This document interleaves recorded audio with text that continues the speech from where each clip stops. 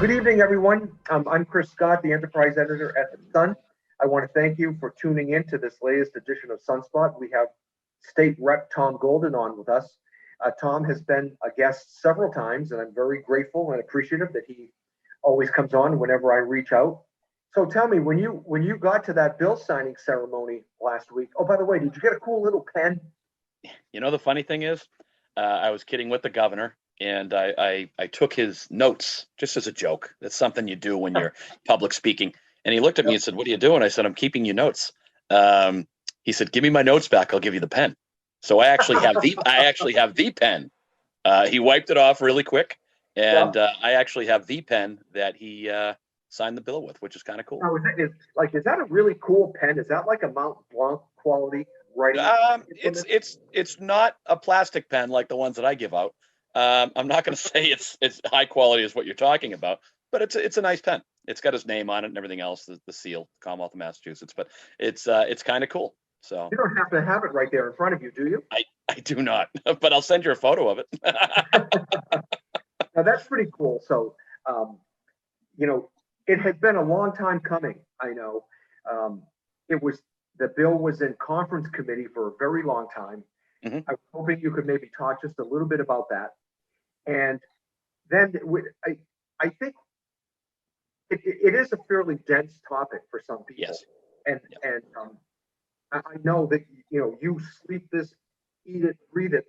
If you could just boil down for your constituents and people across the state, Sure. the key elements of the bill and how it will affect their lives. Well, You the know, interesting, the interesting thing is, I just want to give you the brief history of. We put five pieces of legislation over in the last 6 years as I was chairman of telecommunications, utility, and energy. In 2016, very proud of those bills.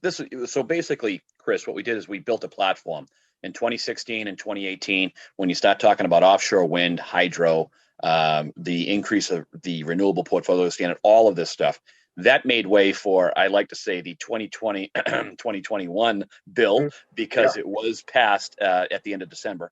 But as most people know that read the paper and are just involved with politics in general, they know that we had a change of leadership back right around the holidays. And Speaker Mariano who was intimately involved with this piece of legislation anyhow, as the majority leader. We're pretty excited. We did pass it. The governor had some issues and some problems, pushed back. And I'd like to say that the House worked hand in glove with the administration to make sure that that's something that he could sign. So, or would sign, and we wouldn't have to go through another veto process. It came to the end of the year. Very happy. We volleyed it back. We had some volleyball terms going back and forth. We sent it back. Very happy to work with the administration once again to make sure that the roadmap, this is one of the pieces in 2030, 2040, and 2050, that the Commonwealth is going to hit particular benchmarks, 50%, for instance.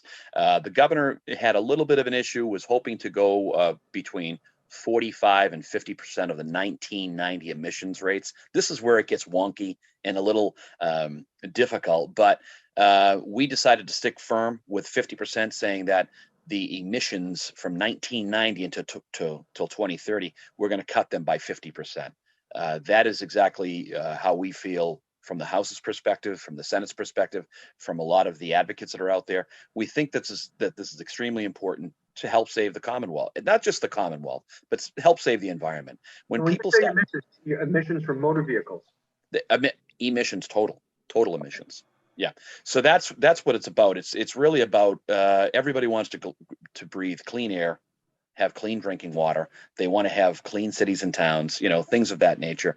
And there is no question about it that this is being, you have to either believe that we're making an impact on the global situation. You can call it global warming. You can call it global cleaning.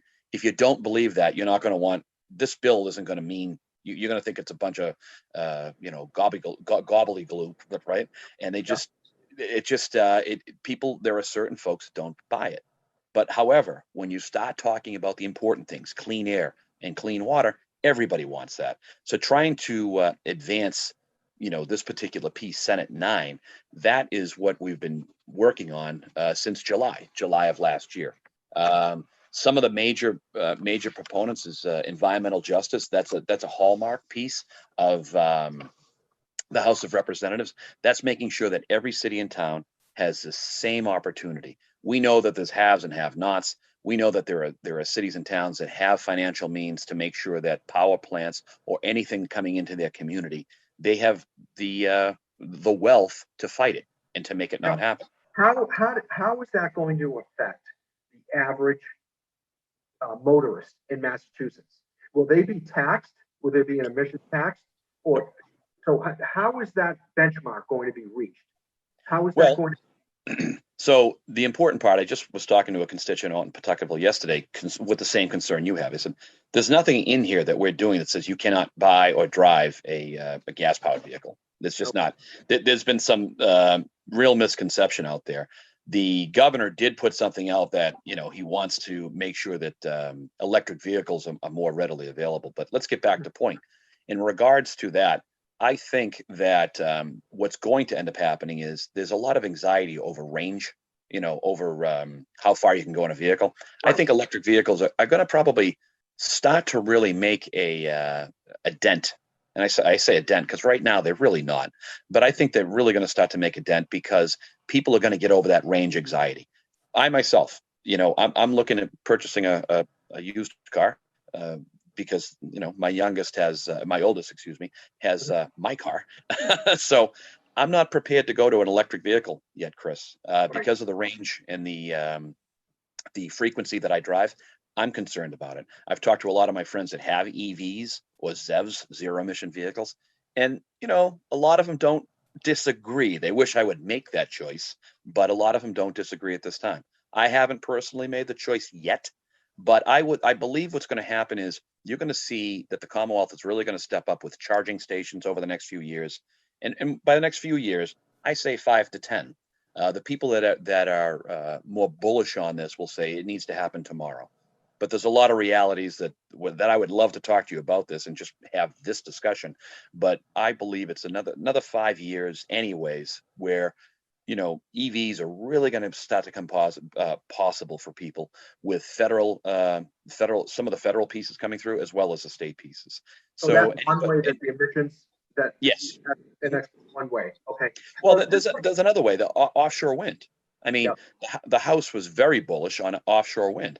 That is going to bring in megawatts upon megawatts of clean, renewable energy. Offshore wind is one of the hallmarks. It's another hallmark that the House really pushed to make sure it happened. The governor, I have to give him a tip of the cap here because he was really pushing on hydro. That has been in the news a lot lately. The hydro line coming down from Hydro-Quebec, which I'm still hoping to go see it one of these days. Yeah. But that's all clean energy. What we're trying to really get to is getting rid of oil, getting off of oil to make electricity or heat our homes. That one's going to be tough, but definitely coal. Coal is. It's not even yesterday's fuel. It's last week's fuel. It's not something that we're using. In the Commonwealth of Massachusetts right now, do you know off the top of your head how many oil-fired power plants there are and/or coal? I don't believe there are any more coal, right? No. The percentages. I'm usually pretty good with percentages from the ISO New England, and on a day like today, creating power is probably in and around the range, and ISO New England is a really cool app. Yeah. It's 60% to I'd probably say 60 to 65% natural gas, and then the rest of it is going to be made up very, very slightly nuclear. Nuclear is going to be a big player, always has been. Probably 20-25%. And if anyone's watching this and looks at it, I bet you I haven't looked at it this morning, but I bet you I'm within 3 to 4 or 5 points. So nuclear would be anywhere around 20 to 25%, and the rest is made up. This is where the problem really lies. The rest of it's made up of other things, of refuse, of renewables. It's kind of a cloudy day today, so solar is not making an impact. But I think once we get to putting the posts, what I always say, putting the posts in the water with offshore wind, you're going to see that change. That's going to change dramatically.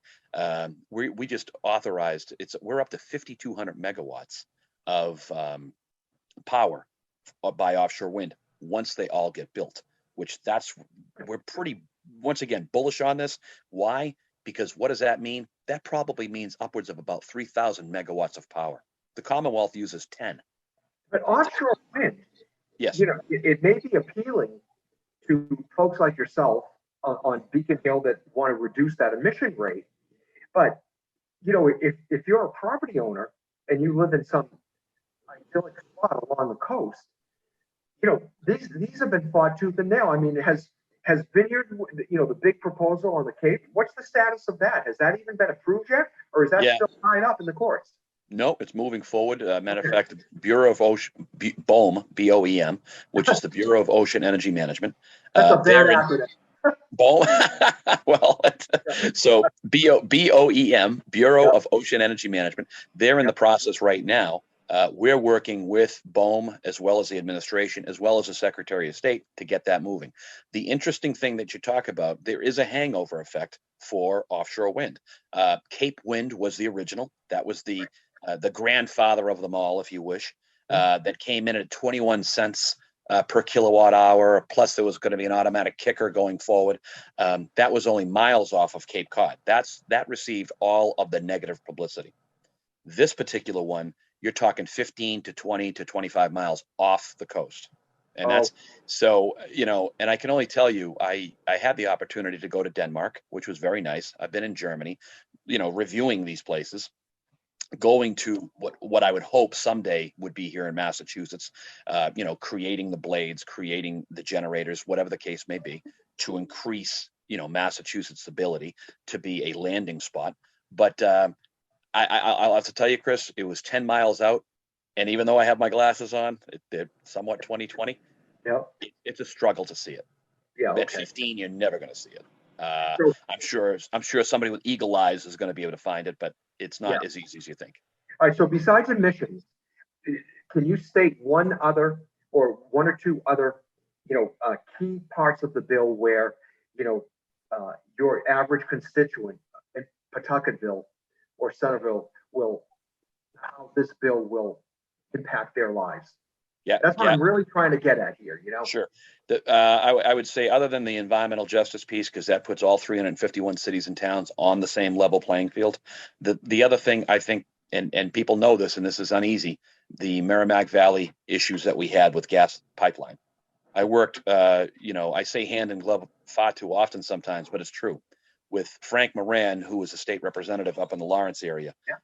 He and I worked hand in glove to make sure that the safety violations were there, whistleblower protections were there, regulations for training and certification. What happened in the Merrimack Valley with those explosions was heart-wrenching. It should never happen again. But once again, working with a dear friend of mine, Frankie Moran, making sure that those gas safety pieces were in there. I think that is something that is tangible, that people will fully understand. We all understand clean energy. We all get it. It seems like a nice thing, but when you really get to the heart of this and you get past environmental justice and understand that all cities and towns are now on a level playing field, I think the next biggest thing would be pipeline safety. Okay, That talk pipeline about safety. environmental justice, if you will, Sure. just for a few minutes. That's kind of a catch-all phrase. What exactly are you referring to there? So let's just take town A that is very wealthy, okay, that has plenty of money and has plenty of benefactors that are going to say, we're not going to allow said power plant into, and I'm using the power plant as the example, said power plant into the town because we're going to fight it tooth and nail. Well, town B that may not have the coffers, may not have any type of pull, may not have the philanthropists in the town that are just going to say, yeah, that's just over in that section of town. It's not a big deal. What environmental justice does is it forces the Commonwealth of Massachusetts to take the Scott enterprise, right? That creates energy. And hey, we need these folks. Okay, we need power plants to make sure that we live the life that we have. But it shouldn't always be placed. The burden should not always be placed in cities and towns that are dumping grounds. That's really what it comes down to. Environmental justice makes sure that those extra boxes are checked to ensure that it is something that is needed, and it's not only driven by capital. You could put a plant practically anywhere today gas-fired power plant and make money doing it if you could build it.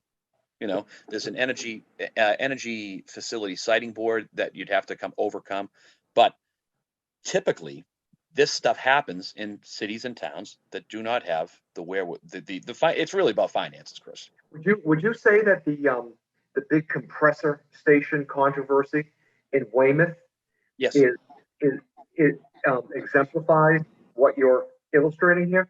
Yes. Now it's interesting. Weymouth, that's where the Speaker of the House lives. So he was fighting this tooth and nail. And Weymouth is considered one of those communities that you mentioned first. An affluent community that can fight its own battle.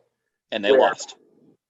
And they lost, yeah. Right. But if you watched what happened in Weymouth, every box was checked, and it was double checked, and it was triple checked. Every community should enjoy that type of protection. And under the environmental justice, that's going to happen. Gotcha. Weymouth was fighting its own battle, and there's nothing wrong with that.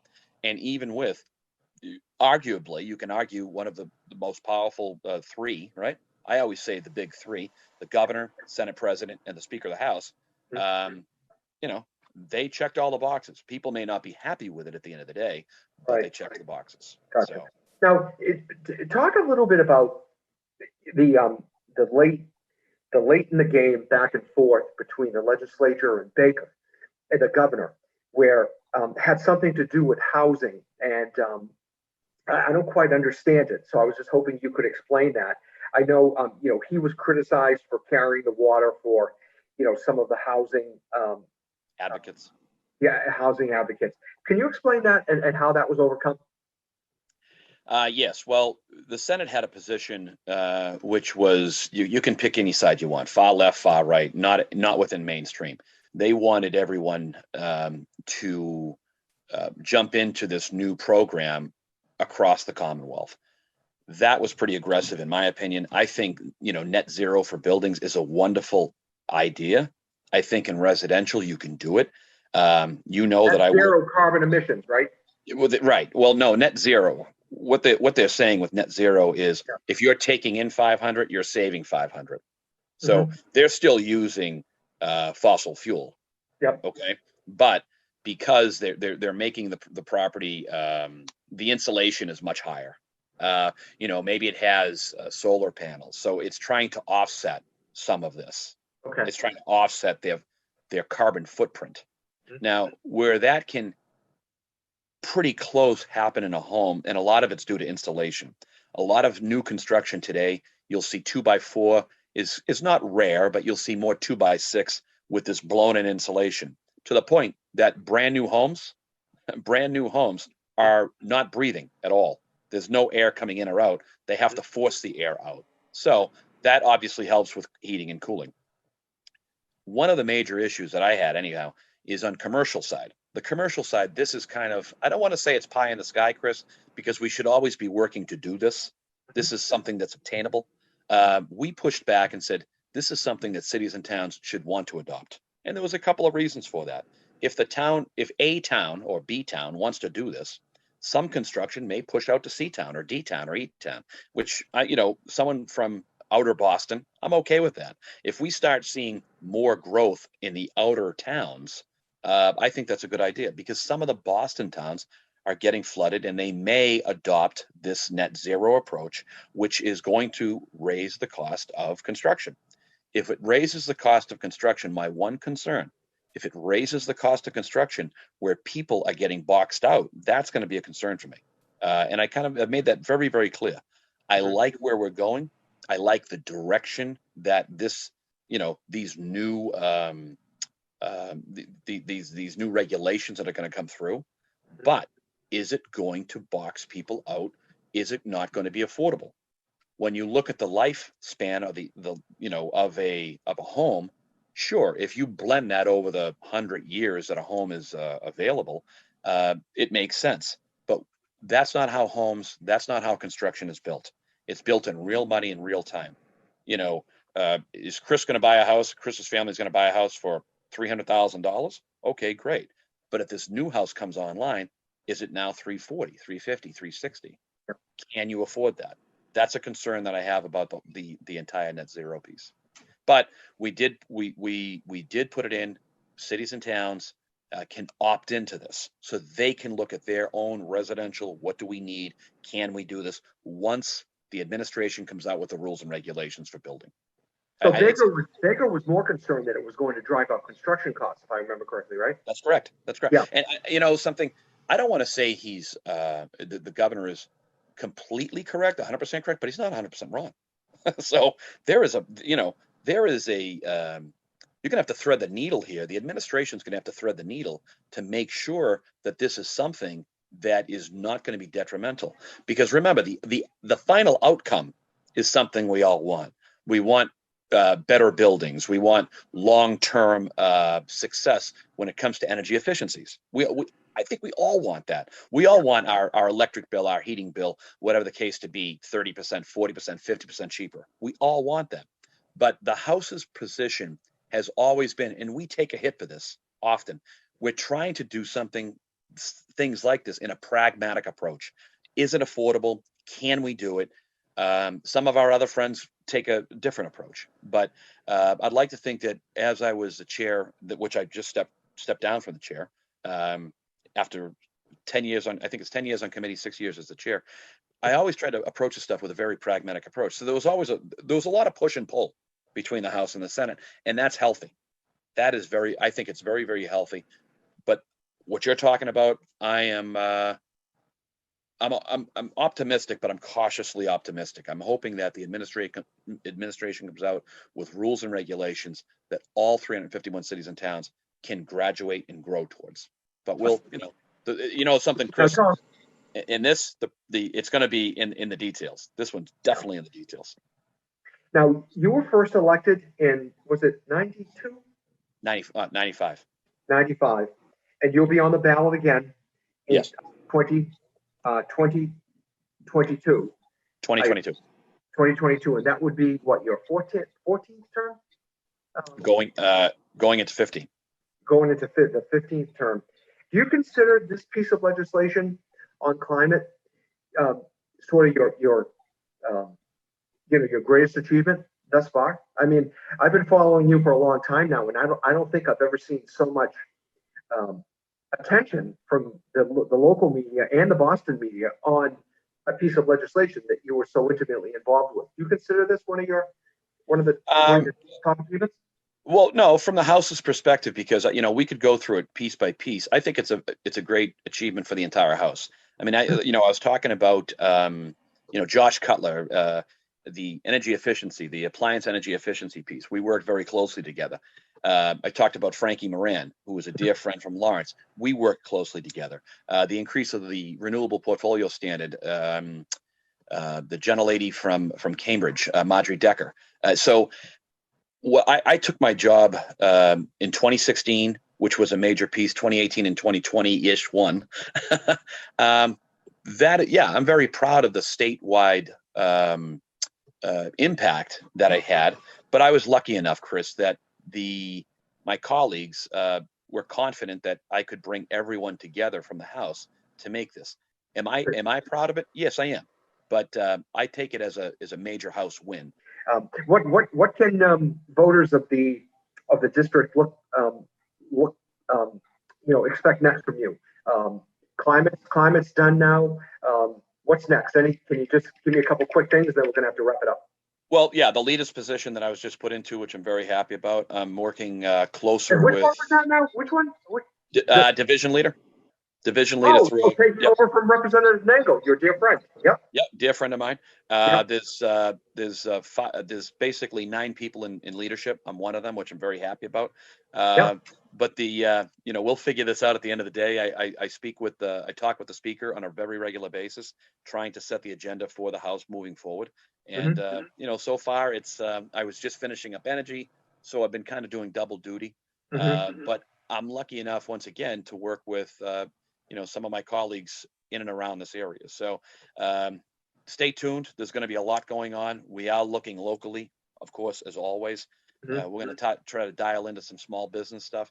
But I think it's an important time to really look at the greater Lowell area, Lowell and Chelmsford, what is needed. I've been talking to some of the Board of Selectmen out in Chelmsford, some of the councilors, some of the school committee members, to really start to bring the stuff home. I mean, no kidding, Chris. It's been a lot of fun doing the statewide stuff, which I was doing for the It's past 6 all years. local, right? It's all local. It's all local. I want to thank you for coming on and good luck down there.